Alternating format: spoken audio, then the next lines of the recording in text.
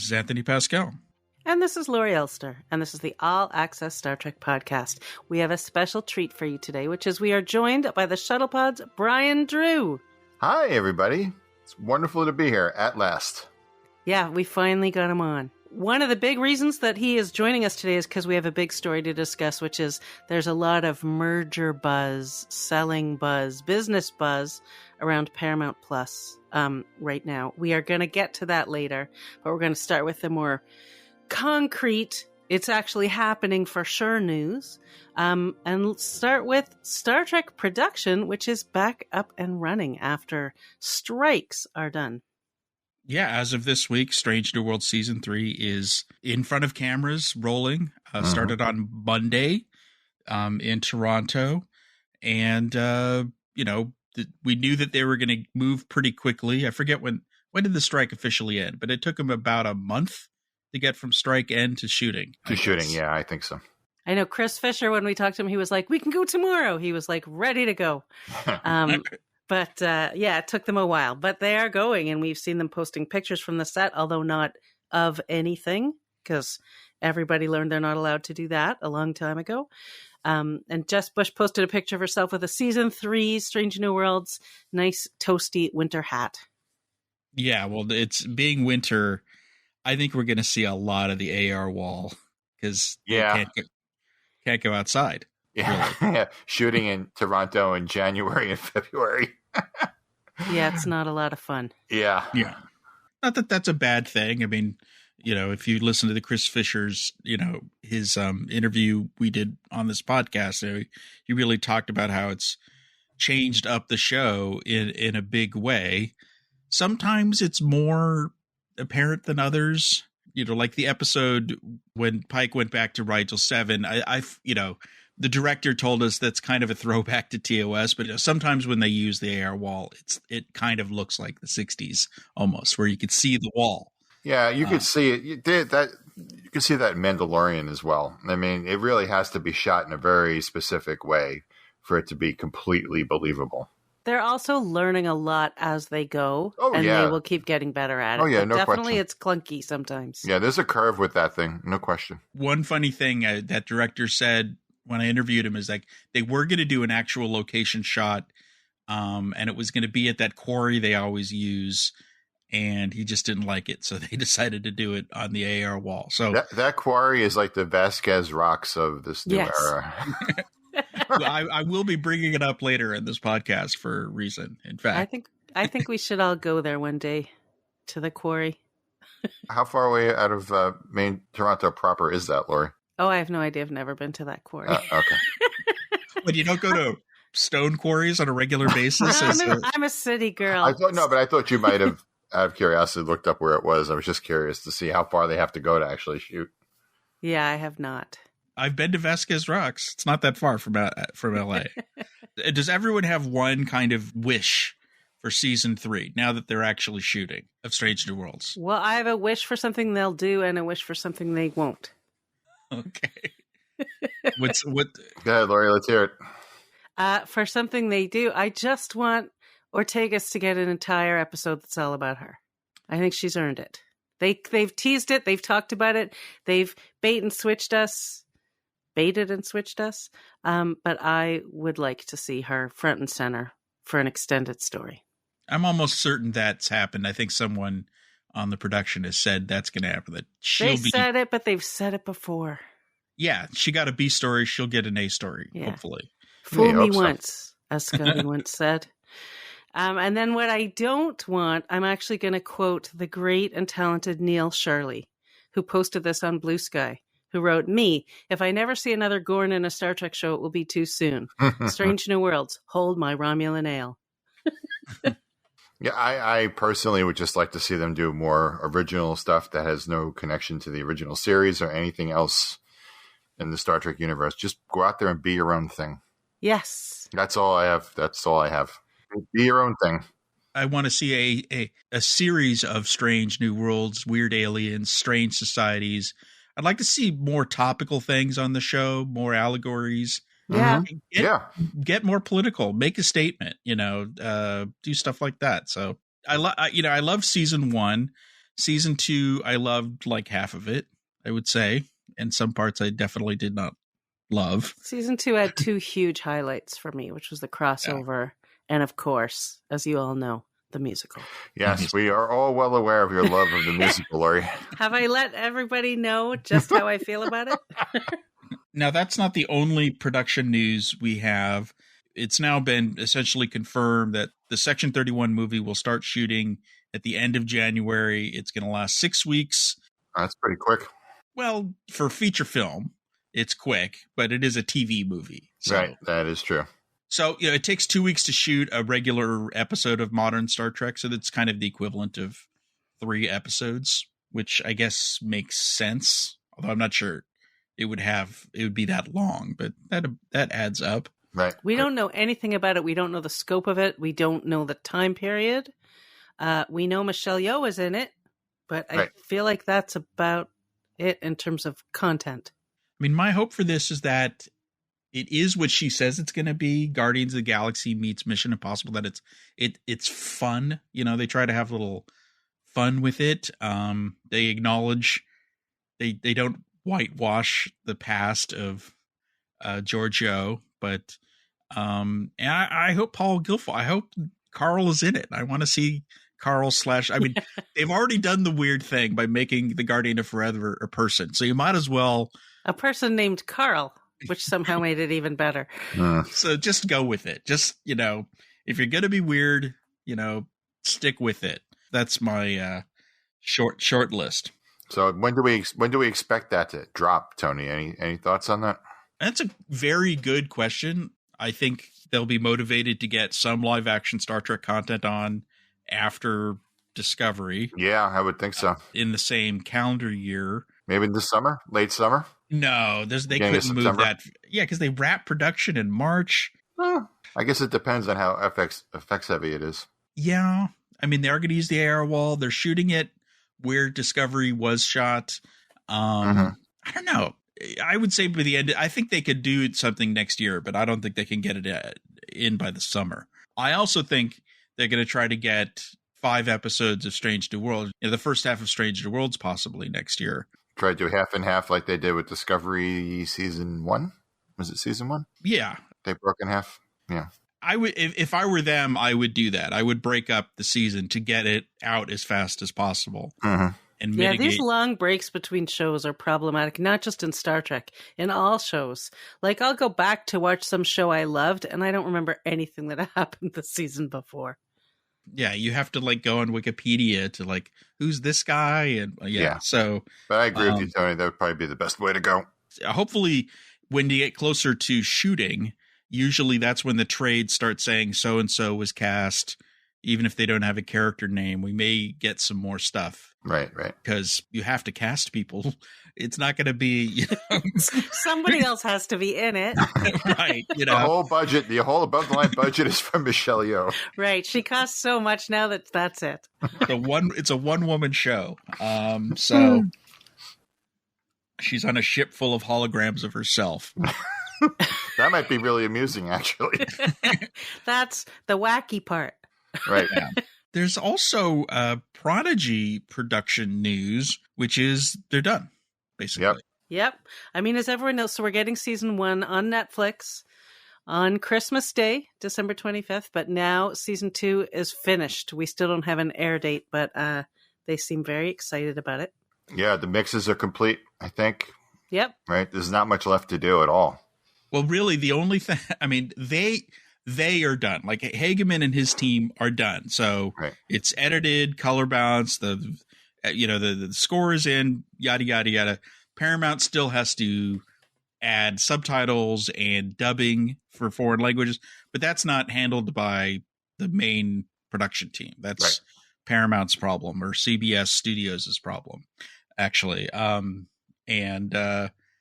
But this means that Netflix can do as they will with the show. They could drop it in January. Not that they're going to, all 20 episodes. My bet is they're going to spread it out into 2 10-episode chunks and randomly throughout 2024. Yeah. Yep. Seems reasonable. I'm very curious, speaking of Netflix, as some of you may have seen, Netflix released basically a transparency statement about what people are watching and where they're watching it and stuff like that. And that will be a very interesting thing to see when Prodigy drops, to get a little more visibility into who's watching it.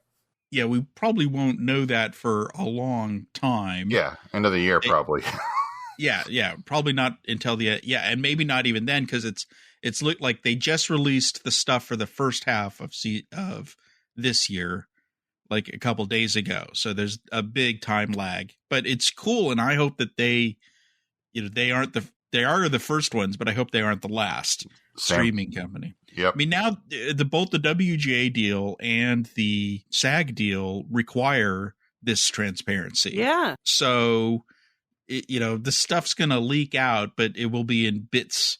And so I think they just decided, screw it, we'll just put it all out there. Right. Also, what's frustrating is the way they measure the success of a show often is like its first few days or its first week, which is especially challenging because we've all seen season 1.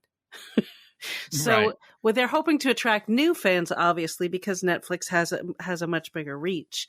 But it's not like Star Trek. If it was premiering for the first time on Christmas, you would get a ton of people rushing over there. And the numbers aren't going to be that because people are like, oh, good, it's there now. I can watch it whenever I want. Right. And I know the creators are online saying like it helps us if you watch it right away. But I can't always calibrate my TV watching that way. But I think that the Netflix algorithm will, if you watch Troll Hunters, it's going to put Prodigy in front of you right Probably. away. Yep. Right. And not just Troll Hunter, but definitely Troll Hunter, because it's like the same people who made Troll Hunter, but other shows like that. And there's a lot of kids content on there.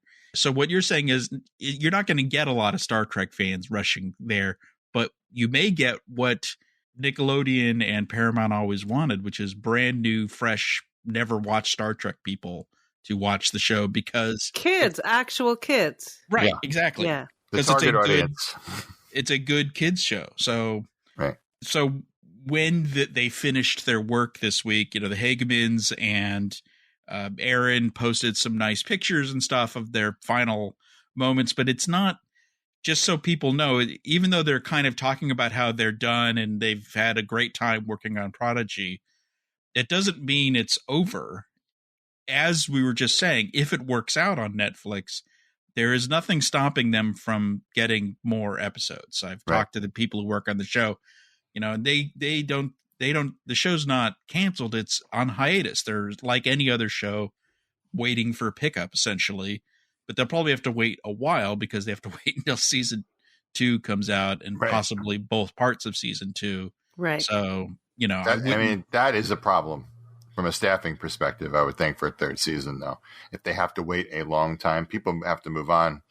Yeah, you may not be able to assemble exactly the same writer's room, but the animation company, in India, I'm sure they'll be fine.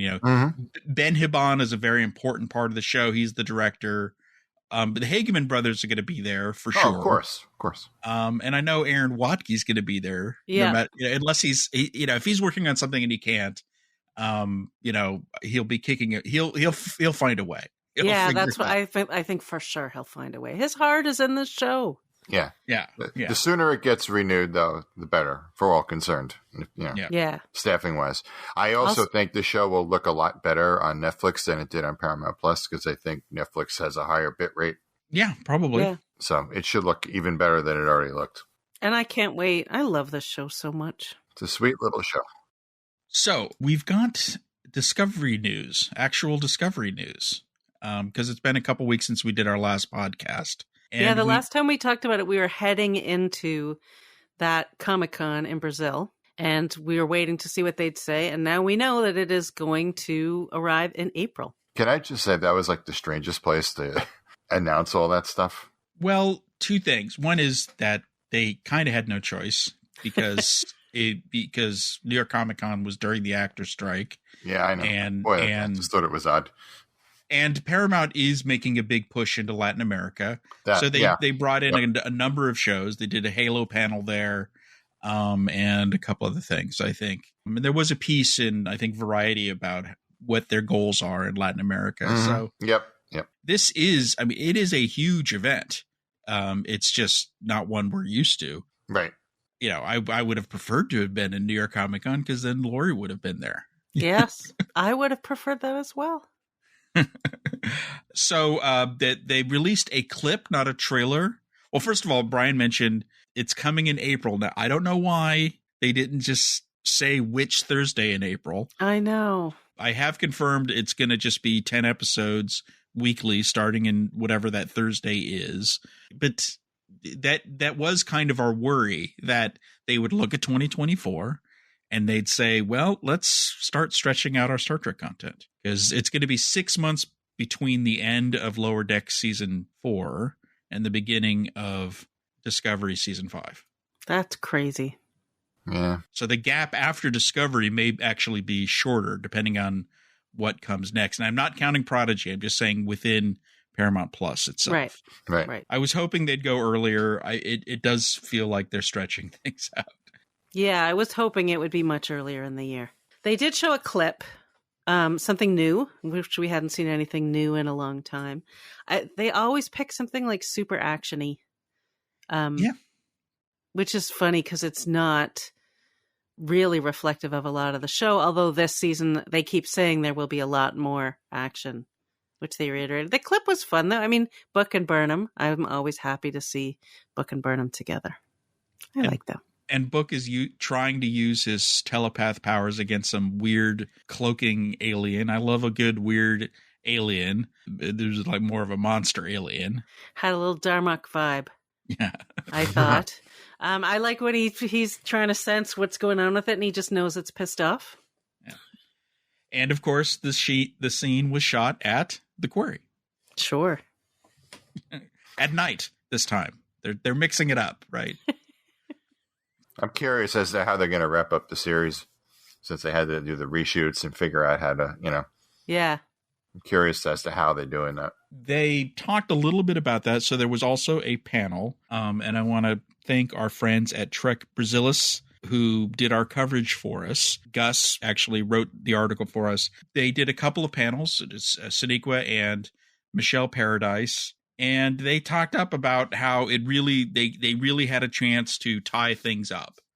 And they said it's going to be satisfying to the fans the way everything comes together. I don't know what that is.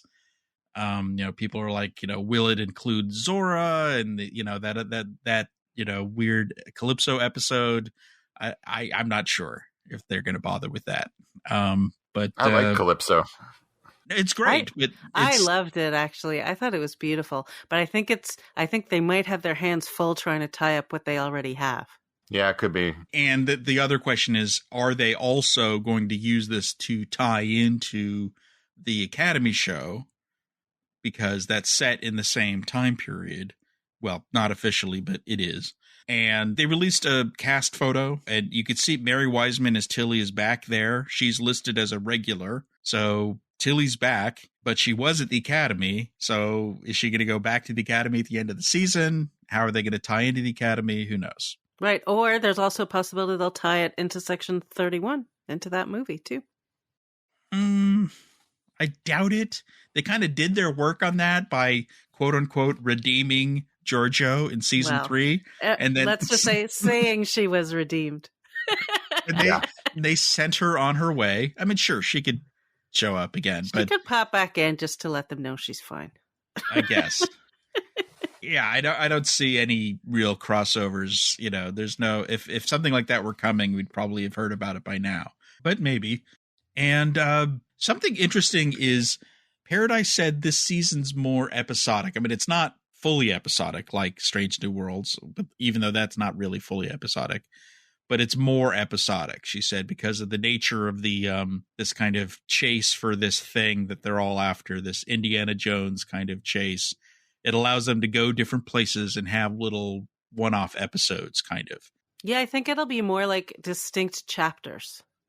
Which is good, because, sometimes the show on a weekly basis to me felt like, this episode is really just a bridge between the last episode and setting something up for the next episode, and that's just no good.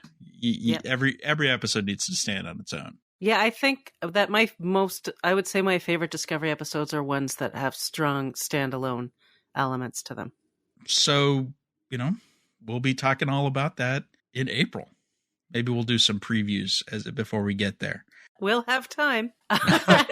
Indeed. I mean, some good news for a lot of these shows is that some award nominations have been coming out, and Star Trek's been getting some. So Critics' Choice Awards, they announced their nominations, and Strange New Worlds is up for Best Drama Series, with Celia Rose Gooding up for Best Supporting Actress in a Drama Series, which I think she very much deserves. But they're up against some tough competition, and Lower Decks is up for Best Animated Series.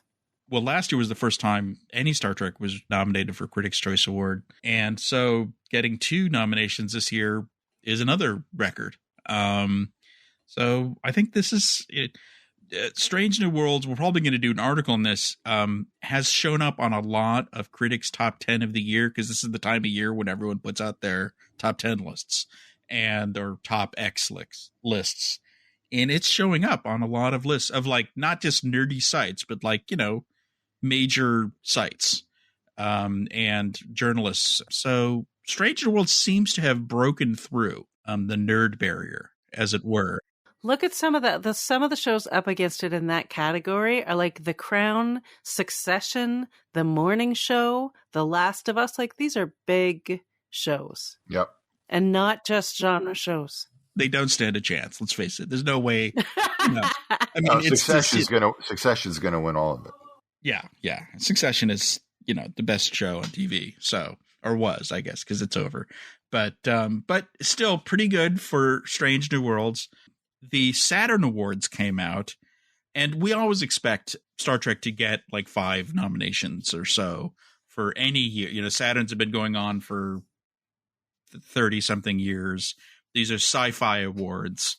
But this year, Star Trek got 14 nominations. Yeah. Which is absolutely a record. I don't think any franchise has got that many in a year. Star Trek certainly hasn't. Right.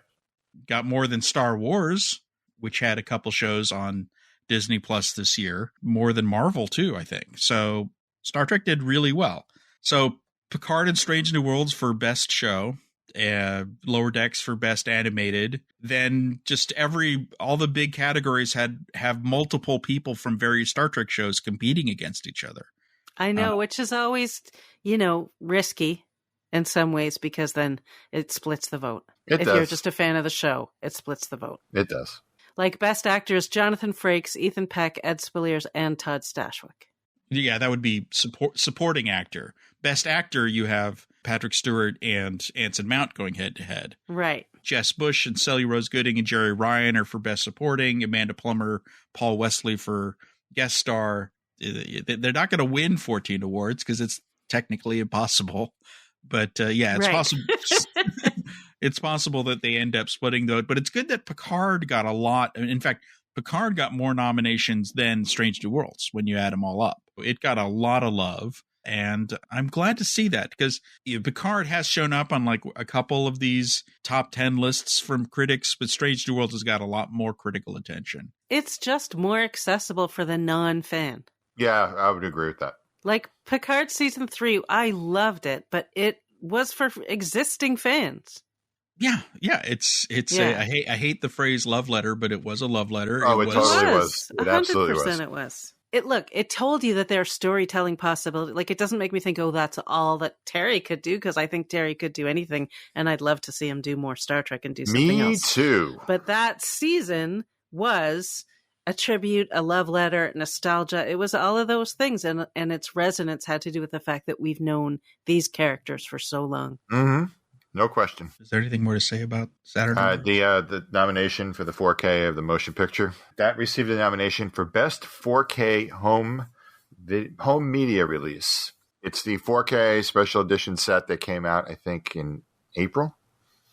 Yeah, it was streaming first, and then it came out. Streamed first, and then it came out as a beautiful 4K Blu-ray set. Had the original set that was released had nice packaging, and it had some lovely inserts in it of some of the memorabilia that came out at the time the movie came out. It's a gorgeous release. Dave Vine and Darren Doctorman and Mike Mendocino, all those guys really made TMP about as good as you could possibly make it. Yeah, I mean, I remember at the time just coming to a new appreciation. I saw it in a theater. I've always been like, I kind of like the motion picture, but when I was a kid, I didn't. But I get it more when I was an adult, but I get it even more now, with this special director's edition. The thing blew me away the most was how the sound was improved. Yeah, drastically. We have some other merchandise news. Speaking of 4K Blu-rays, the 4K Blu-ray of Strange New Worlds Season 2 came out, and we have a review on the site. We have a couple clips of some deleted scenes, including a funny one in the not loved Spock becomes human episode when he tries chewing gum, which was kind of funny. But there's a good selection of special features. There's no commentary tracks because it was made during the actor strike. So there was, and writer strike. So there was no one to talk to. But those people show up in all the special features because those things are filmed ahead of, those things tend to be filmed while they're in production. Right. So it's a good set. Matt loved it. And I'm just glad that we're getting 4K UHD TV releases. So far, we've only got them, and I think we will only get them for Strange New Worlds because of the way that show is shot. Yeah, I'm disappointed that they didn't up-res Picard and release that in 4K. Yeah, I agree. One would hope that this is the new standard so that if physical media is still a thing, and if Star Trek is still a thing, that future shows will get these kinds of releases, including the Michelle Yeoh movie. So we can only hope. And possibly the long-rumored DS9 remaster. Yeah, there's buzz about that. That's a good question of whether they're going to remaster it all the way to 4K. I mean, I guess they probably would. Why not while you're doing this? So it makes no sense not to future-proof it. Yeah. So we don't have anything concrete about that, but we're all hearing rumors and talk. Fingers crossed.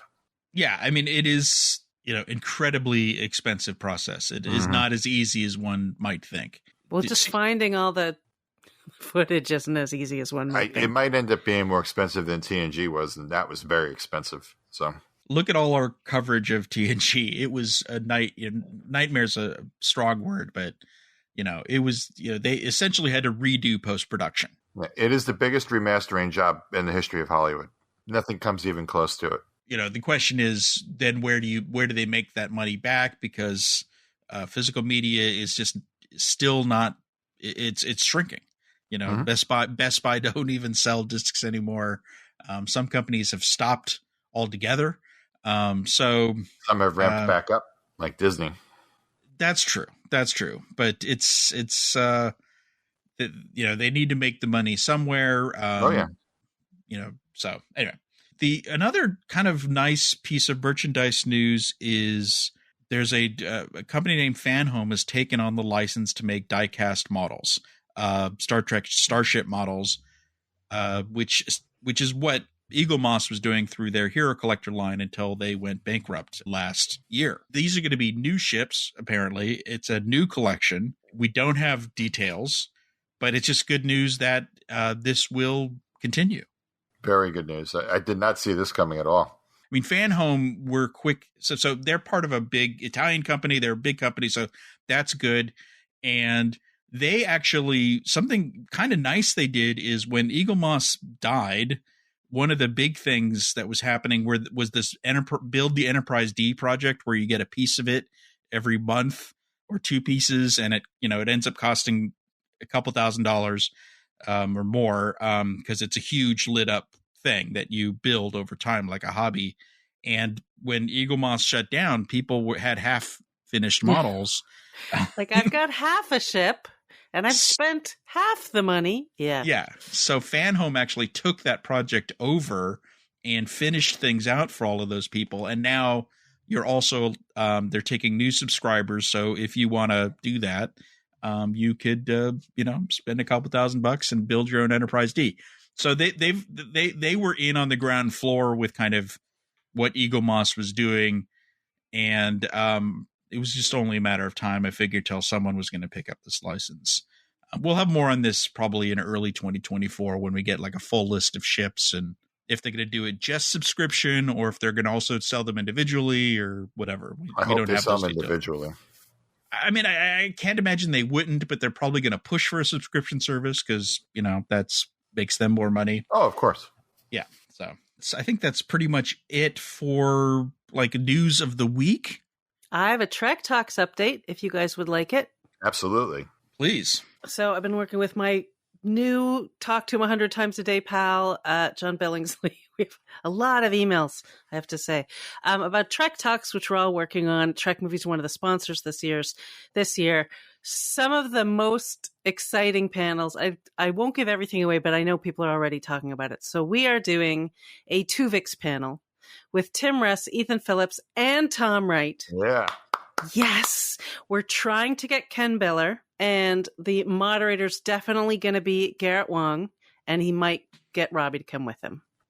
So that one I think will be great. That could be so much fun. Oh my God. I'm so excited because I don't know if they've all gotten together and talked about this before. So getting Tom Wright was like, oh my, like it's good. I just think it's going to be great. We have a Strange New Worlds Lower Decks crossover panel with Jonathan Frakes, Tawny Newsome, Bill Walkoff, and Catherine Lynn, who wrote the episode, waiting to hear back from Jack Quaid. He's super busy these days, in case people aren't aware. So we'll see how that goes. We got some good people on the Picard panel. We got Jonathan Frakes, we got Gates McFadden, Brent Spiner, Ashley Sharp-Chestnut, Terry Metalis. Jonathan Del Arco is doing the moderating, and we're still working on getting a few more. You know, we don't want to cram it too much, but we do want to cram it too much. So I think anyone we get, we're going to be excited about. And there's I don't even want to give it all away because there's more to announce. But there's a Women of Science panel, a Trektivism panel, lots of stuff about the Hollywood Food Coalition. And I just want to say, like, if you want to understand the Hollywood Food Coalition and the kind of work they do and why it's so important, the Bob Cesca Show is a podcast that just came out with John Billingsley and his wife on it, and they describe in detail the work that gets done and why it's so important. And it's a great listen, very inspiring, and it'll just make you want to participate, I think, in whatever's going on locally where you are. Yeah, certainly here in LA and certainly after the double strikes, Hollywood Food Coalition and other charities like it are sorely needed because, you know, we have an unhoused problem in LA that's like nothing else. But, you know, on the fun note, that's a terrible transition. You know, I'm just thinking there's so many panels in Vegas where we saw a lot of these people not talking about Star Trek. So I'm just really happy. That was so bizarre. That, you know, we're going to get these people. So it's going to be kind of like an online redo, as it were. It is. That's a good way of looking at it. And it's a big marathon, so set aside the day, January 13th. It starts at 9:45 a.m. Pacific. It's going to run for many hours, and it's just going to be back-to-back Star Trek with a nice range of stuff and people from old Trek and new Trek and Trek-adjacent folks, and I'm very excited about it. And I believe I will be moderating one of the panels, although I don't know which one yet. We'll have coverage ahead of the event on TrekMovie.com. It will be streamed live on our YouTube channel along with other YouTube channels. TrekTalks.net is where you can get information now. And we're going to have John Billingsley come on before the whole event to tell us all about it. Yeah. So get ready for that because he's nuts. Okay. We've talked to him before. He is a bit crazy. That's for sure. He's very crazy and very delightful. I love John. He's a free spirit. Yeah, what's great about him is he's brutally honest. I was going to say. Yeah, the couple of times I've talked to him personally, he has very little of an edit button. Yeah, no, I don't think he has one at all. Yeah.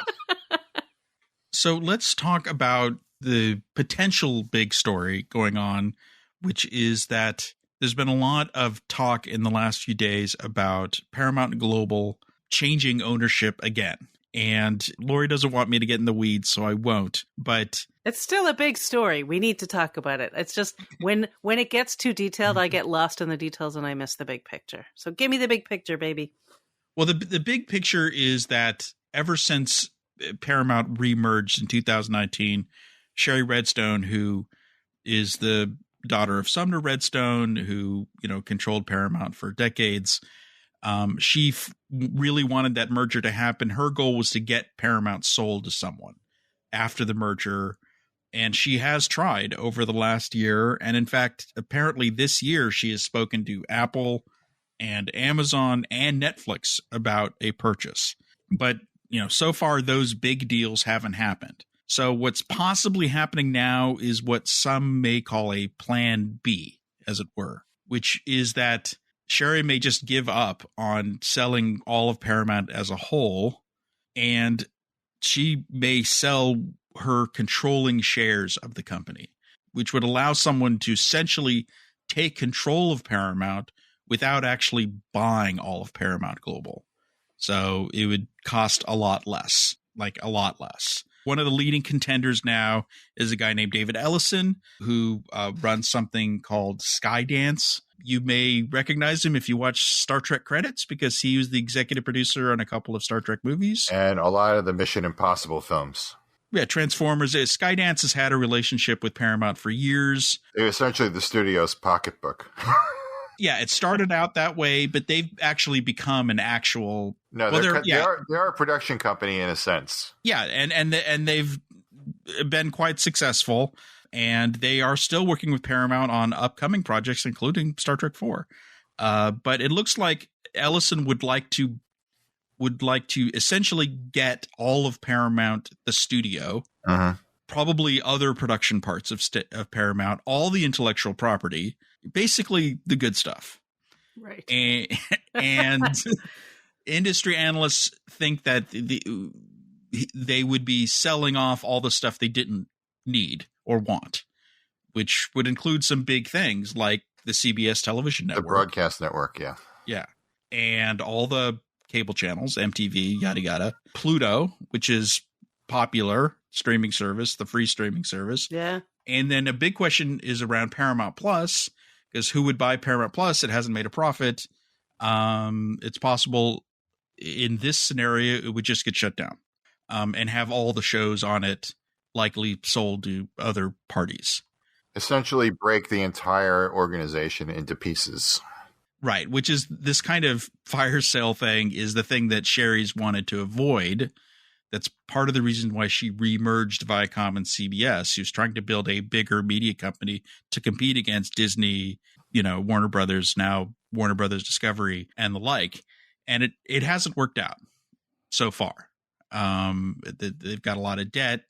Wall Street isn't happy with them. The stock has gone down quite a bit, although it's gone up in the last week because of all this. Well, Right. Not for the best of reasons. No. There's no guarantee something's going to happen. I read something today from the people who started this. It's a good website called Puck, which you have to pay for. But they have great, coverage of the industry. And after they got the scoop, Wall Street Journal, New York Times, other people confirmed that this was happening. But today, Puck is reporting like they think maybe nothing's going to happen because Shari Redstone is so stubborn in the past about getting the right price for things. Someone offered to buy Showtime. She wouldn't take that deal. She tried to sell BET to Tyler Perry, but she wanted too much money for it. Yep. Yeah. So, she's not someone who's just desperate to sell. She has, I guess, high standards. She wants a good price for everything. So it's unknown, but I think change is coming. She appears to be getting tired, though, Tony, of waiting. Right. I mean, her dream scenario of selling everything to Apple or Amazon, I think that's just not happening. To have a big tech company just buy the whole lot and maybe have to sell off like a piece here or there for regulatory reasons. But for the most part, Paramount would, because it's her family's legacy and all that kind of stuff. She doesn't want to see it broken up into a billion pieces. I don't want to see it broken up into a billion pieces either. I think Paramount as a brand and as a studio will exist. It will be owned by someone next year. That is one of my biggest concerns. I just worry about that studio lot and its history and everything else that's part of that. I do not want to see anything bad happen to it. Yeah, I can't imagine, if Skydance bought it, they'd probably just they call themselves Paramount because it's a better name than Skydance. I was going to say, well, Twitter's a better name than X. And they would keep all the good stuff. A lot of market analysts have said Paramount is worth a lot if you break it up. Basically, the pieces are worth a lot. Right. So what would this mean for Star Trek? I think it totally depends on the break in the scenario. I mean, assuming something happens, there is a possibility nothing happens. But even in that scenario, I still think changes are coming because the streaming wars are kind of over. And Paramount needs to do something to keep Paramount Plus afloat. Yeah. They're talking to Apple about bundling Paramount Plus with Apple Plus because Apple is also struggling with their streaming service. So that looks like it's going to happen, but that's more like, you can get both of them for $10 or whatever it is. It's not like you'll have a single app, but it might help both services survive against, the Disneys and the of this world. You're going to start seeing more bundling, though, as a general trend. Yeah. We're back to bundling. We're back to ads, and we're back to licensing. That's the other thing that I would not be surprised if you saw Paramount license brand new Star Trek shows to third parties. Yeah, they should. I agree. So Prodigy is going to Netflix. I'm not saying this is going to happen, but something like a Star Trek Legacy, if that were to happen, maybe Amazon would buy something like that. Yeah, Jeff Bezos is a nerd. He's like, I want to see, right, and he doesn't care how much it would cost anyway, because Legacy, I think the biggest hurdle to Legacy, I think, would be its cost. Yeah. So, yeah, maybe Jeff Bezos, who has more money than God, can just and then he'll want to be in it. He'll want his cameo. You could play the same character you played in Beyond. Yeah. A descendant. But it is possible that we're going to see disruption. So let's say something happens where they just shut down Paramount Plus. Well, then all the Star Trek content will go dark while we wait for the new entity to license the Star Trek library to third parties, like we saw with Prodigy. And there's no guarantee. I mean, someone's going to buy all the classic shows, but are they going to find buyers for all the shows? And what about the Academy show, which is still in development? So, it's Strange New Worlds, which is in production. I think, don't worry about Strange New Worlds like ending. No. I think someone, season 3 is being shot, and it will, all of these changes are probably 2025 and 26 changes. I was going to say it doesn't happen quickly. No, but the retrenchment as far as the money going out as a industry, that is going to kick in right away. Right. It already has. Yes, that's what I'm saying. So Strange New Worlds will be fine. Section 31 will be fine. I don't know if Starfleet Academy will be, though. Yeah, I mean, they're chugging along as if they've got the green light. Paramount has announced it as a show. They talk about it not in development, but as a show. But yeah, the writers' room is active. Yeah, but you don't start spending the real money until, say, they're probably not going to shoot the show until after Section 31 wraps up. When you start hammering nails into walls, that's when it gets real. Right. The big money would be spent, when you start getting into the tens of millions of dollars. That would happen in mid 2024. So that could be a make or break moment for Academy. And because the Paramount executives have made it clear that they are cutting back on costs, and they already have. They're spending less this year than last year, and they're going to spend less next year than this year, which is why they're all also, everyone in the industry is now looking to licensing, co-productions, that kind of stuff. But for those of you that are worried that something could happen to Strange New Worlds, I wouldn't worry about it. If it doesn't end up remaining on Paramount Plus, it'll go someplace else. It'll be fine. Yeah, and I think all 5 seasons of like Discovery will show up next year, and I'm sure they'll be able to license that as part of their package of Star Trek shows. Mm-hmm. When they move things, if they move things, if this even happens at all, right? Yeah, I mean, and another scenario is there's some talk and I won't get into the details of why, but like basically halfway through next year, Warner Brothers Discovery is going to be seriously considering more M&A, and you could see them taking a look at Paramount or parts of Paramount. I mean, even Comcast, because they've got Peacock is having more trouble than Paramount Plus. Yes. I've always thought the only chance for both of those services is to essentially merge, which is kind of what they did in parts of Europe when they created Sky Showtime. Both of them have lost the streaming wars. Uh-huh. Max and Disney are the only studios that have won.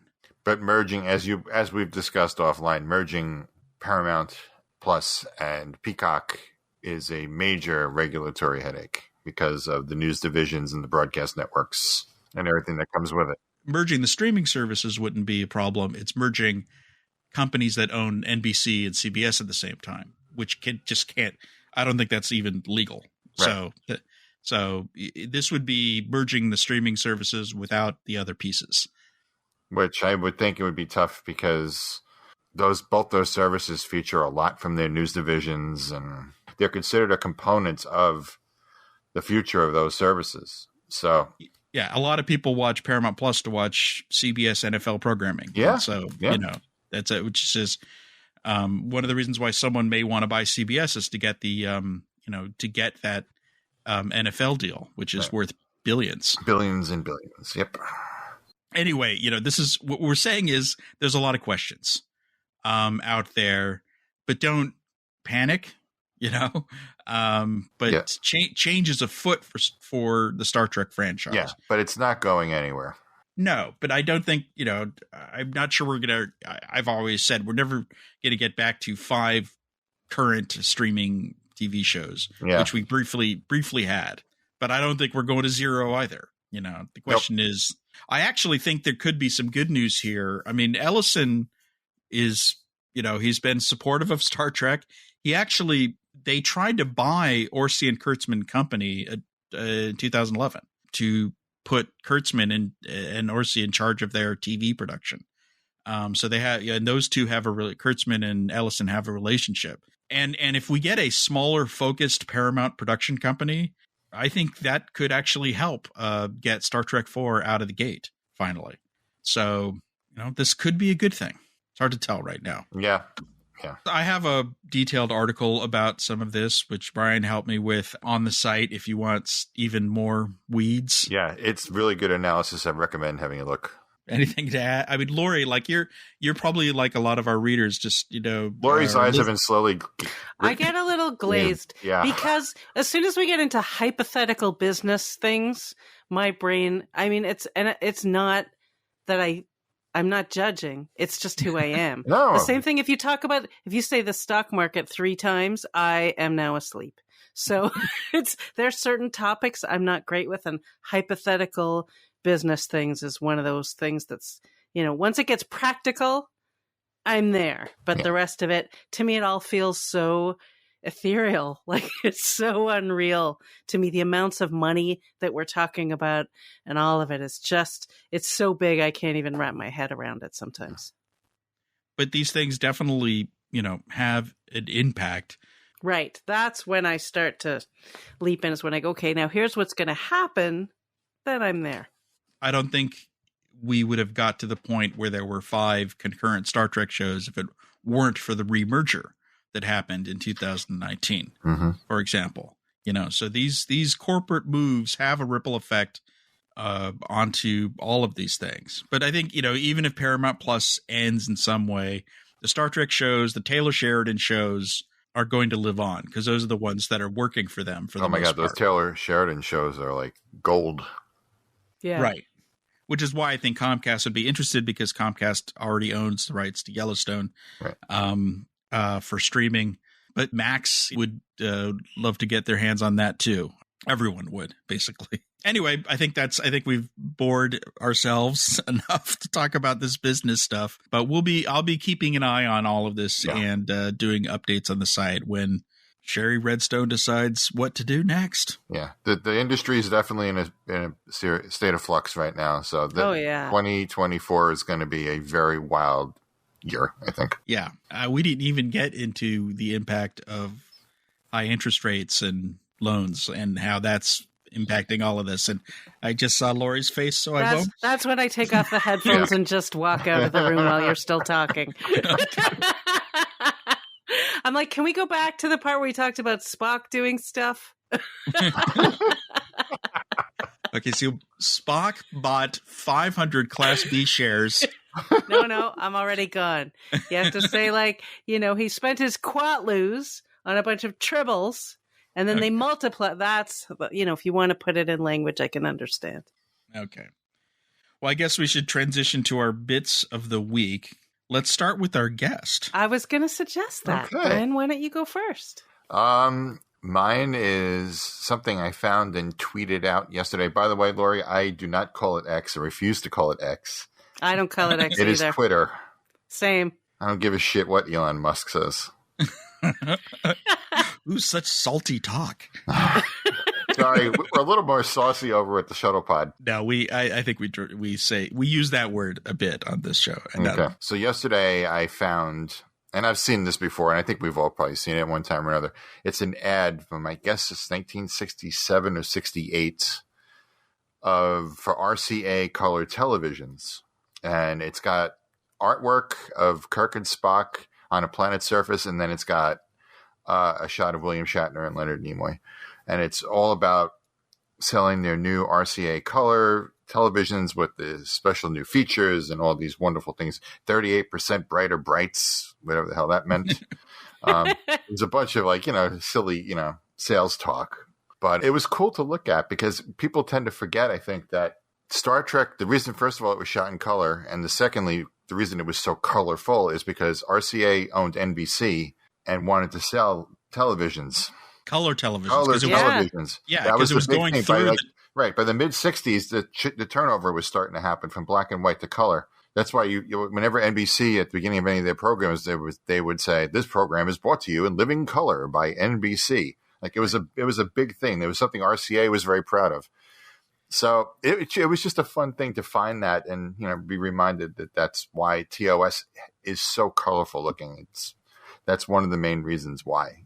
And another reminder of how a corporate overlord can impact the Star Trek franchise from the beginning. Oh, yeah. Yeah. Lori, what's your bit of the week? As we get to the end of the year, I get to squeeze in the Delta Flyers one more time.